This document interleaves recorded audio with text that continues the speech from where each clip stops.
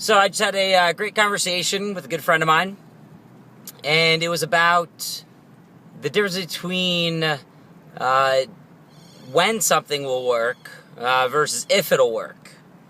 And so in this particular case, he manages a group of people, and he relies on them performing at a high level.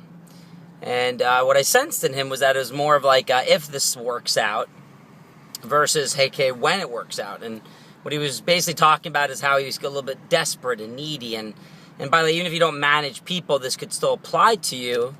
Applies to me for sure. But it could still apply to you because it's whenever you have to, quote unquote, make something work.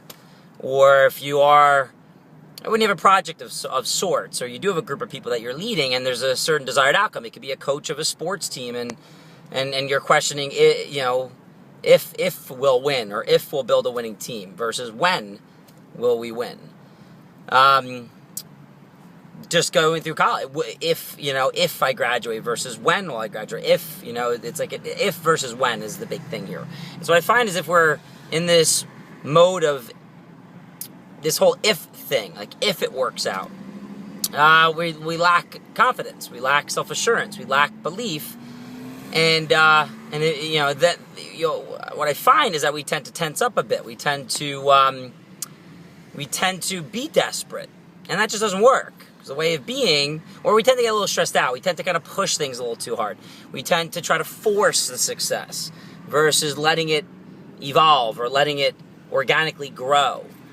And so what I shared with him, what I sensed is that I needed to reestablish his confidence that he knows what he's doing. And I was like, you have influence over the outcome. You've done this before. You have the skill. You have the knowledge. You're committed. You're a competitor. You're a leader. You're enthusiastic. So I go, that should give you permission. I said, therefore, give yourself permission to just relax. Because it's not a question of if your team will succeed, it's when they're going to succeed. And I basically said, it's not if they're going to do well or if you'll pop, it's when you choose to have it pop. When you choose to involve people around you and you choose to make it happen.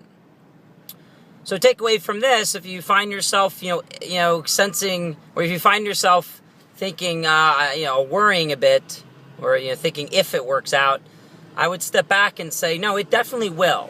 Here's why. I have influence over it. I have knowledge. I have great people around me that are contributing. Again, this could apply to a variety of areas.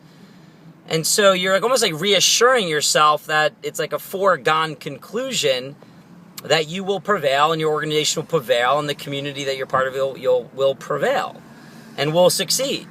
And it's like, And then in that moment, what that allows for us to do is to take confident action, enthusiastic action. It allows us to not choke the bat too tight. You've heard that example in baseball or golf. Totally just spit on the camera. I'm getting excited about this topic. Anyway, we don't choke the bat too tight. We won't be too assertive with it. We won't be nervous with it.